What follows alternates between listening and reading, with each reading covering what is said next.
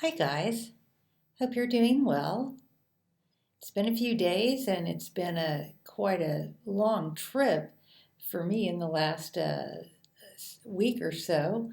I've been traveling from Jacksonville to St. Louis and then just in the last day a road trip from St. Louis, Missouri to Fayetteville, Arkansas. And here I am this afternoon. I've been chilling in the Fayetteville, Arkansas library. It's very beautiful outside. I wanted to sit here. I might be a little bit in shadow, but I wanted to show you. It's absolutely quite gorgeous. Deceivingly so. It's very hot and very humid in Fayetteville, Arkansas. I'm actually staying with a friend in a cabin in the woods for a couple of days. Pre-planned this months ago to get some rest and recuperation after the Southern Baptist Convention, thinking I can catch up on some work and some writing. Had no idea I would be in the middle of trying to file for guardianship for an aging aunt out there in Las Vegas and just be piled with paperwork and other things to accomplish in this very short time on my way to Fort Worth for some research at Southwestern Baptist Theological Seminary.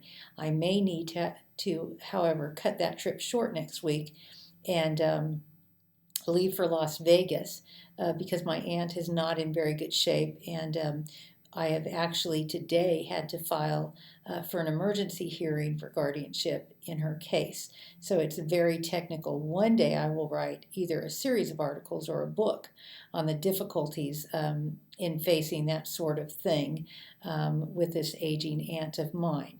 But as it pertains to you, I just wanted to take this opportunity to say that you have done an excellent job, class, an extraordinary job, really, in improving your writing and in your feedback and communications since you have begun. I have been getting ready to grade this last batch of articles, but also the rest of your work for this past week.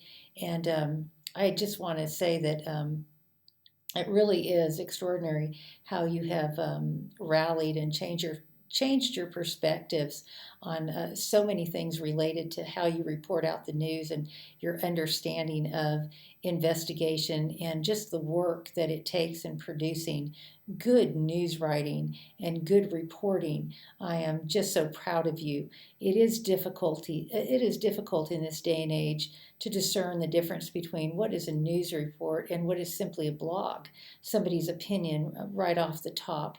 And I think that you have really grasped that as a class, as a whole, for the most part, what it takes to be on location, to actually report the news, to go through that process of verification, to make sure that your sources are good, to go the extra mile and look for just the right interview, to create the right tone in your story, to remove the bias, and to tighten up that writing into readable paragraphs. And so I'm very proud of that. I intend to take some time on this last article because I don't want your learning to stop just because your grades stop with this class. I want you to take a look at every bit of the instruction and the comments that I've written and really think about how that applies to your writing and how you can communicate better if that's been your goal, and whether you're speaking as a way of communicating or whether you're writing things down in a journalistic sense. And whether you're just gathering information for a news report or helping to do that, to collaborate on that, I want you to think about how you're doing it and how that affects the overall work and the overall subject of what you're trying to communicate, because that is so very important, especially in this day and age when there are so many views and so many thoughts that go around that we stop and we think, where did that come from? Who planted that thought? How did we learn that information? And as we look at that process of verification, how accurate is that? And I wonder what that perspective was shaped by and who that was shaped by and how valid is that. I actually you'll find it interesting, was at a press conference this past week with the president of the Southern Baptist Convention, the outgoing president, Ronnie Floyd. And of course, one of the big questions was on Orlando, the Orlando shooting, and I'll talk about that in a minute. And we had gone through the entire press conference, and nobody had asked that question. I actually thought that was kind of unusual because it doesn't matter what business was going on this past week. Nobody could have helped but be caught by that sadness, that tragic shooting, that death that touched us all, that we all stood transfixed at. And so for the entire press conference to have gone on with, this is my passion for this, and this is what I hope to have accomplished with that, it seemed just trite. It seemed just careless almost, to not have asked that question. So finally, at the very end, one young man raised his hand. I was about to, but one young man raised his hand and asked the question about the shooting. And even then, the perspective was about really here in America, there's just been so many tragedies and so forth. And, how did he feel about that? And of course, Dr. Floyd took the opportunity to answer that, yes, there's just so much of this going on in America. We've had so many deaths, and there's just so much tragedy, and we have to look for ways to heal and for ways to move on and so forth. He gave a very good answer, but I have to tell you, in the back of my mind, I was thinking, wow, just last week, it would have been, just last week. Matter of fact, a week ago, Thursday, I woke up and was faced with the horrible news that there had been another tragic suicide bombing, car bombing in Baghdad. And I had contacted some of my friends who live there and found out that just a block over from where one of my good friends lives, that had occurred in a residential neighborhood. Well, they called it a commercial district, but basically that's like a strip mall, a little shopping area at the end of a residential district, and so residential neighborhood. And so she actually sent me a picture through Facebook Messenger of smoke rising up over the building. And people think, well, what does that have to do, with me? What does it have to do with us? Well, this is a friend I met on a trip to Iraq several years ago, at a conference for educators and religious people. And I know a whole group of people who live in Baghdad, Iraq. And so when I saw that there had been a suicide bombing, of course I thought about my friends. These are my friends, people that I've talked to. And the world is much smaller now. And so with Facebook, I immediately contacted her. She sent me this picture. And so it became a very personal issue. So when the question was asked of Dr. Floyd, I thought, well, yes, it is very sad here, but it's also sad when it happens in Iraq. It's sad when it happens in Syria. I know people there. It's sad when it happened in London, in Paris. It's sad when it happens anywhere. It's a sad indication of what happens to humanity. And I thought, it's not just an American problem. This is a problem in our world. And so, but that wasn't answered. Everything was about America and how we've lost control, basically, and how we need to get a hold on the violence in our country. And so afterwards, I didn't bring it up right that moment because I was still thinking through my question. And that's very important that you don't just kind of blurt out a disconnected thought in the middle of a press conference with other news reporters, because it was still kind of a disconnected thought for me. So I waited, and I know Dr. Floyd. So when all the reporters kind of filed out of the room, I kind of moseyed on up towards the platform, and he came down. He said, "Hey, Joni, how are you?" And I said, "Good, Dr. Floyd, good, Dr. Floyd." And I said, that question that was asked at the end, he's like, yeah, that, so important, so tragic in Orlando, because he knows that I live in Florida. I said, yeah. And I said, I talked to Dr. Youth, and they're having a service at the church. And he said, He said, yeah. He said, it's just so terrible. And I said, yes, it is, Dr. Floyd. And I said, but I said, did you hear about the car bombing last week in Baghdad? And he said, no. And I said, well, there was. And I told him a little bit about my friend.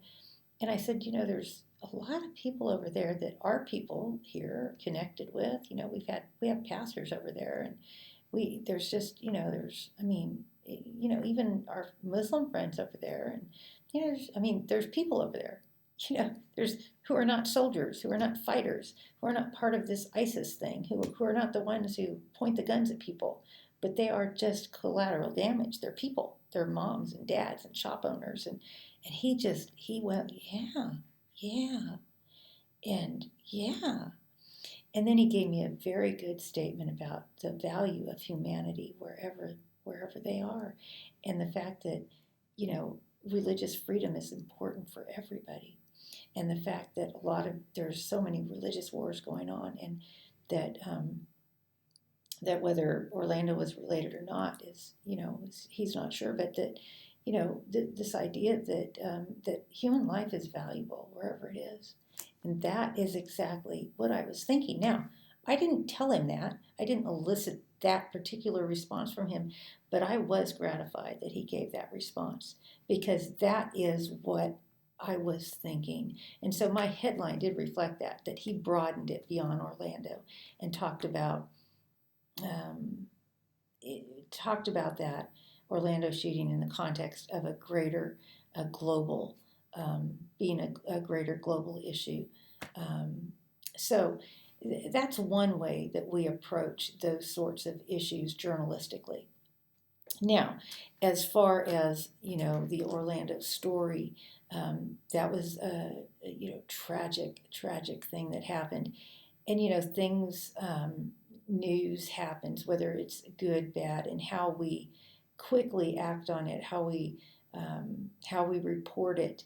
Some people instantly said it was terror. Some people instantly said the opposite, that no, we want to be too careful. We want to be, it's a hate crime because it was a nightclub full of homosexuals, gays, lesbians. And, either which way, that's not good. Um, Factual reporting begs that you have some facts. It is a gay and lesbian nightclub. This was a son of immigrants from Afghanistan. That's factual. That's not jumping to conclusions.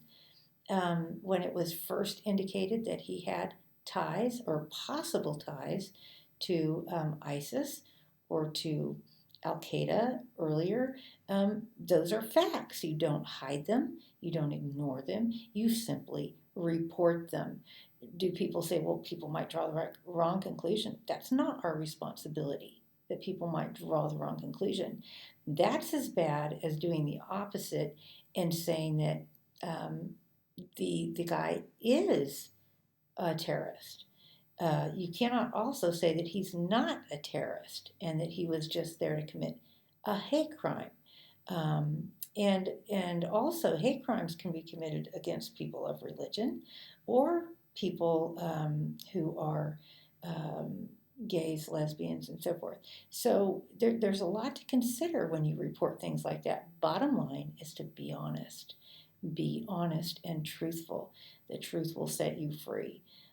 So that's important to remember. And as that story panned out, it turns out that it's very hard to discern because apparently the young man had spent time at that nightclub previously with other gentlemen, according at least to some reports.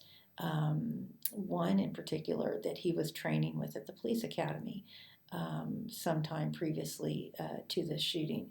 So there's a lot of facts still swirling around that situation. But bottom line was and is that there are still numerous affirmations of the worth of people, whether you agree with their lifestyle or not. And I think that's one of the big things that was reported out the churches that are helping out, the individuals that are helping out, the individuals that donated blood. Chick-fil-A opened up on a Sunday, which they don't normally open on a Sunday, to provide food. So there's an enormous amount of things that can be reported about in a tragic story like that. But the important thing is that people remember to report the truth, not to jump to conclusions, but neither to hide the conclusions or the facts as they come out and as they are released. There is also a responsibility in the Journalist Code of Ethics always to minimize harm. But minimize harm does not mean covering up the facts. And in today's world, sometimes that can be called political correctness. We go a little too far in thinking that we might have to be a public relations arm of some organization because we don't want to hurt the organization. That's not minimizing harm. Minimizing harm is going out of our way to be sensitive to the situation without hiding the facts, doing our due diligence to verify the information. But it doesn't mean that we hide facts and we do a public relations spin on things to make one person look good and another person look bad, and so forth and so on. The Donald Trump reporting could be a good indication of that because people don't like him personally. They might take things out of proportion and say that he's racist because he's awkward and maybe he doesn't say things the way other people say things. You have to be very careful in reporting, and you have to consider the reporters and their own bias, which they might not own up to.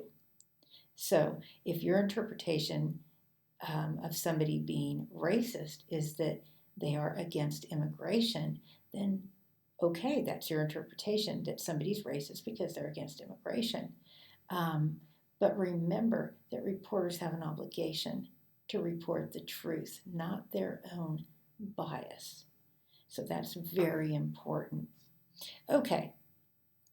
As far as, let me give you one other, leave you with one other tidbit on reporting, and then I'll move right into talking about what you're doing this week as far as putting your outlines together and how that's so imperative to what you're doing with that and why. Okay, on reporting, another big thing that was reported this week that has to do with racism was the Southern Baptist Convention. At the Southern Baptist Convention, for the first time, passed a resolution on the Confederate flag. They actually passed two resolutions that have a lot to do with journalism, but the first had to do with the Confederate flag. Now, you probably have heard this reported every which way, from Southern Baptists telling people they can't fly the Confederate flag to Southern Baptists doing the right thing and just being totally against the Confederate flag. Well, actually, this is a good example of why you want to always report from original sources. This is an original source. This is the actual resolution itself. I was there when it passed. See how it says pass right on the top? See how it also says stirring, passionate? The people were stirring and they were passionate about this. There was some good discussion back and forth. There were people in favor of it. There were people against it. Now, were they against the resolution because they thought it was a bad resolution? No. They were against the resolution because they thought it would be controversial and divisive. Well, yes, it was controversial and divisive, but it was too late to say that.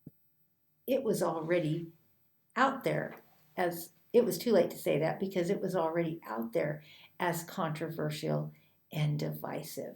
So it was a little too late. The remarks on the bottom were made by James Merritt, the guy that's been quoted as being very articulate about why this should be passed, and also the gentleman who made some amendments to it. See where this whereas over here, this clause, I have it in parentheses. That was actually taken out, and then there were some changes made further down here in this clause. I have a whole nother separate sheet. Actually, I took a picture of it because they didn't have an extra copy of the amendments that were made.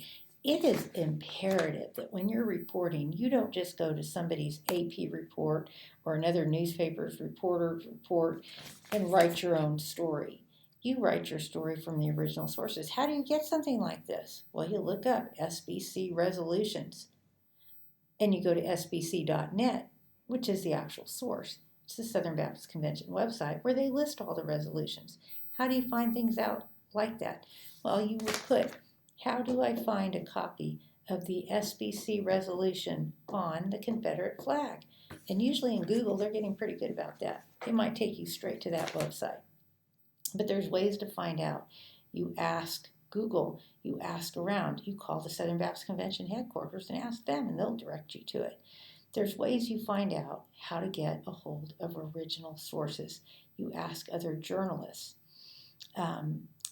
Journalists are very resourceful, very good at asking questions. Don't ever be afraid to ask questions. If you're a journalist and you ask questions, people will respect you. If you're a journalist and you don't ask questions, people will wonder why you are a journalist. So ask questions. Now, I said there were a couple of resolutions that were made that involved journalists. One of them was on freedom of the press, on voting as an expression of, and the other one was on voting as an expression of Christian citizenship. That was a big one for journalists because this is another hot topic in our country today. Whether or not people are going to vote, whether they should vote, and this is especially important among Christians, whether they're going to vote or not. So that would be a good one to brief yourself on. Now, I may have misstated that. I said that are important to journalists. That one is especially important to Christians.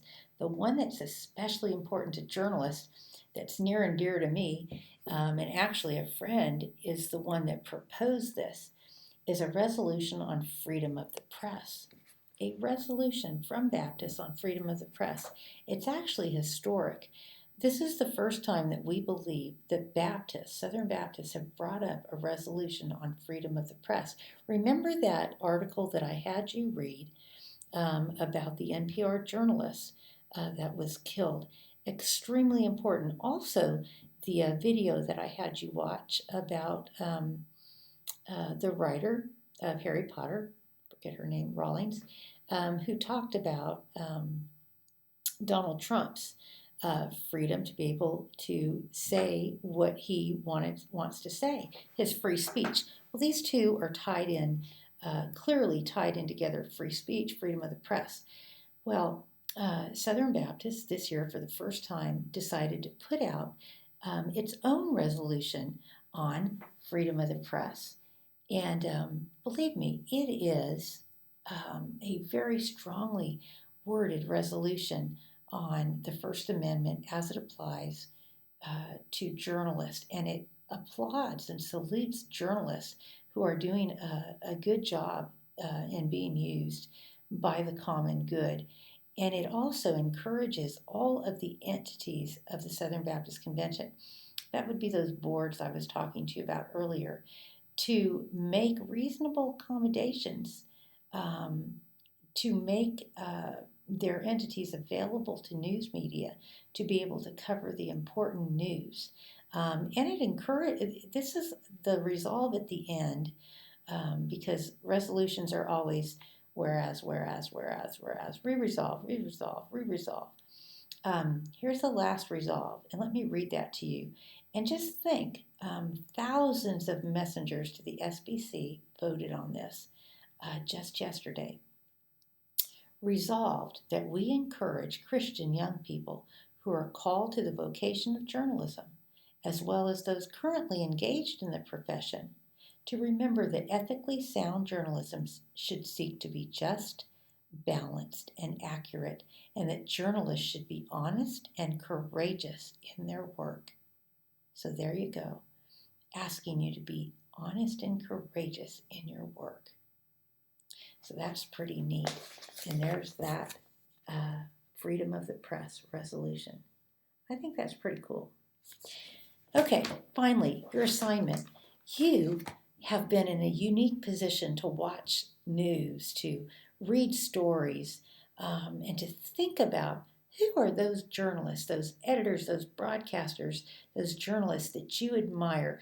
I have a list in your assignment of some, but that's just a beginning point, mostly for if you can't think of anybody.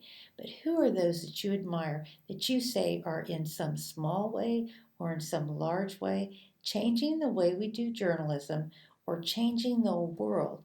Who are those journalists who you believe have impacted you or impacted the world of journalism?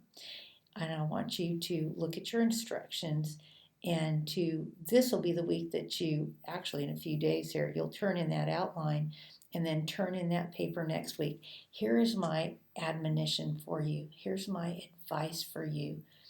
Do not turn in a biographical report.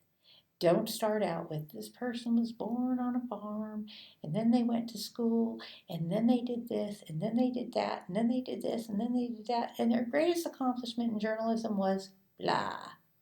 That is not it, okay? Write it like you would, a really great feature story, even.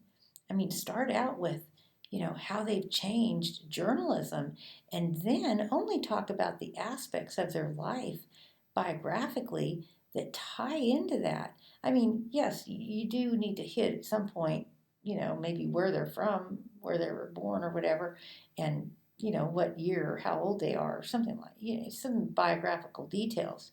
But you don't need to write a complete biography and make that biography ellipse the reason you're writing this report. The reason you're writing this report is to talk about their influence in journalism, their influence of how they've used journalism to change an aspect of the culture, to change people's lives, or to change journalism itself, how they've influenced journalism itself. Okay, that's very important. You cannot like a person's views, but really like the way they've changed an aspect of journalism. Okay, there's some reporters out there. I do not much like their politics, but I certainly like the way they report. It happens. Okay, they're darn good reporters. But I really don't like their politics. Some of their politics. Some of them I like. I'm kind of a square peg in a round hole sometimes. But that's what I want you to do. I hope I haven't entirely confused you. If I have, remember, I have a phone. I have a phone and I can get a text message. I even know how to send emojis. Only one of you have texted me this entire term. I also know how to send emails. This week I'm going to be sending more texts than I am emails because I'm in a cabin in the woods in Arkansas. I am traveling a lot. So yes, I do check my email, but I also respond to text messages and telephone calls. It works. So keep up with me. Let me know if you have any questions and if I can assist you in any way in developing that report. I can't wait to hear it. I can't wait to hear about the things that you are excited about in journalism. Have a great weekend, and I'll hear from you again next week.